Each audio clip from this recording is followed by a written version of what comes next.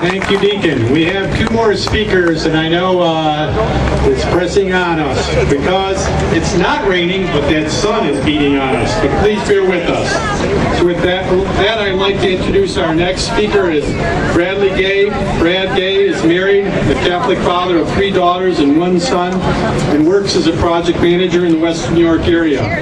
He writes blogs and articles related to history, religion, politics, with the most recent publications in the Homilimic and Pastoral Review and WorldNet Daily. Brad is president of Freedom for Americans, who are doing the 15-second YouTube videos of women over in the square. He recently organized this group and co-founded along with several other freedom-loving Americans that have had enough of government leadership intruding on individual rights. Their mission is to restore the free society requirement of a constitutional republic ruled by we the people and not we the government. Please welcome Brad Gay.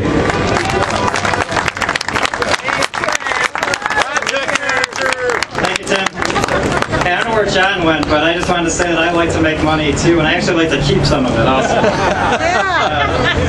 Gotta be a dig. Hey, I'm honored to be here to celebrate the free America that our founders intended. Thank you. Samuel Adams said, "If ever a time should come when vain and aspiring men shall possess the highest seats in government, our country will stand in need of its experienced patriots to prevent its ruin." Are you the experienced patriots? Here.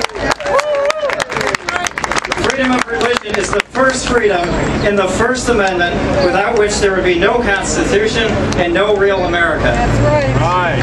We have to decide in America if we want free things or do we want us to be free.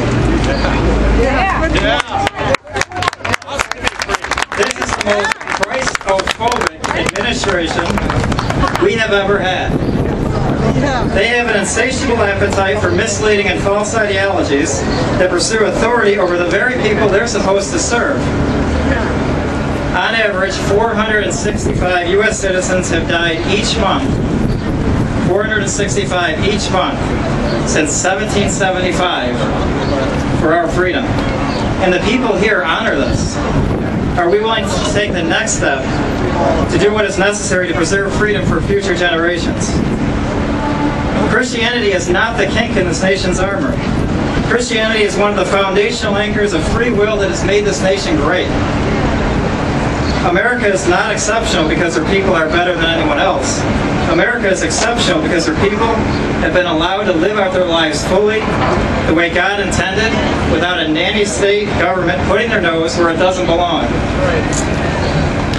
Individual liberty is what our founders painstakingly wanted to ensure was protected, and the result was the Constitution.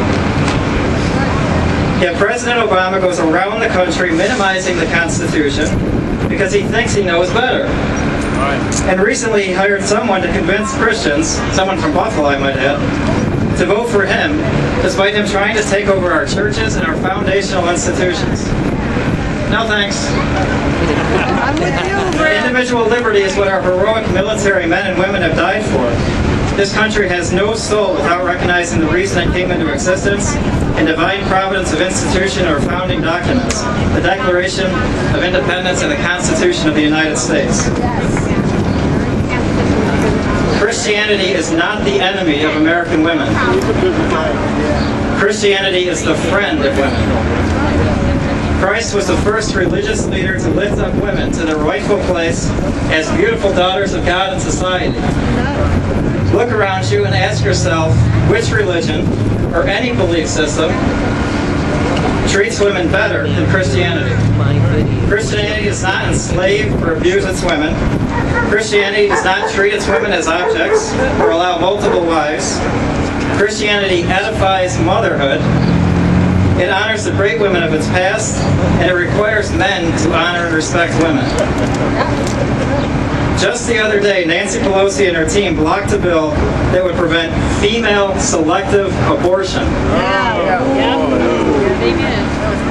And yesterday, Nancy said she only does her religion on Sunday in church.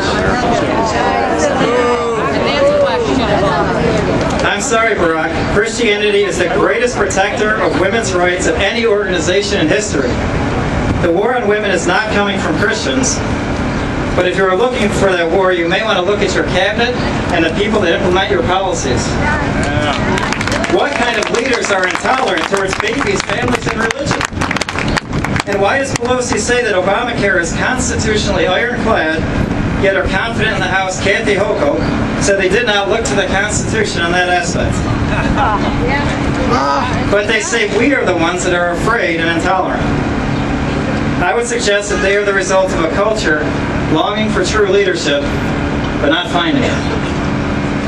If your leaders do not respect the individual liberty of the people they're supposed to lead, then they are not worthy of your respect.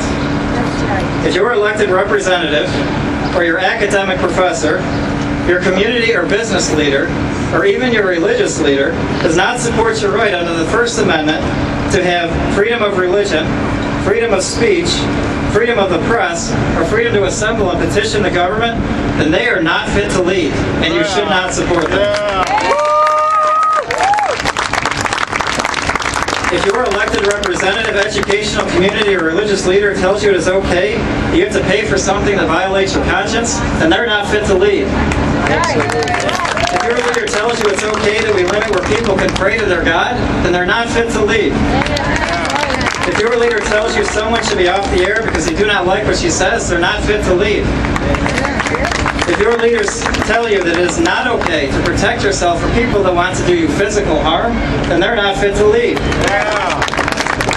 If the news media criticizes the First Amendment freedom of religion, as they are protected to do so by the First Amendment freedom of the press, then they're not fit to lead either.